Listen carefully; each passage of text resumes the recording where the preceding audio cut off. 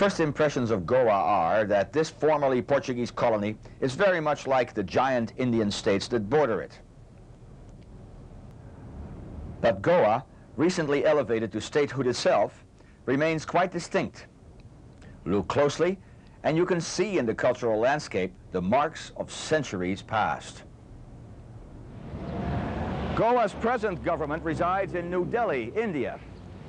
But the cultural landscape here reveals a number of earlier administrations. This palace behind me was built more than 5 centuries ago by the Mughals, the Muslim rulers of this part of India. In the 1500s, it became the headquarters of the Portuguese viceroy, and the Portuguese ruled here until 1961, when a brief war of occupation resulted in Indian control. The streets of Panjin, Goa's capital, reveal a mixture of the old and the new. Much of the architectural charm of old Goa is being overtaken by faceless, modern structures like this.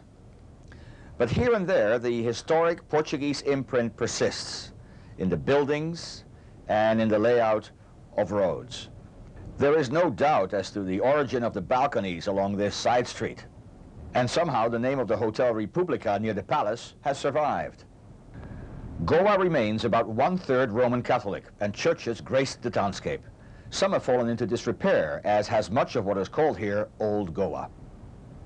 Speaking of old habits die hard. The siesta, introduced by the Portuguese, still is religiously observed here in Goa. Come to town between 1 and 4, and shops are shuttered, streets almost deserted.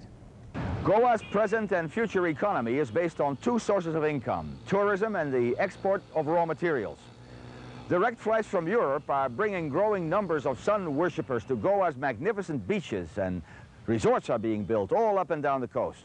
Iron ore is transported coastwise to a major transshipment point, Marmagao, about 15 miles south of Panjin, where a massive facility unloads the barges and sends the ore via conveyor belts to the loading dock.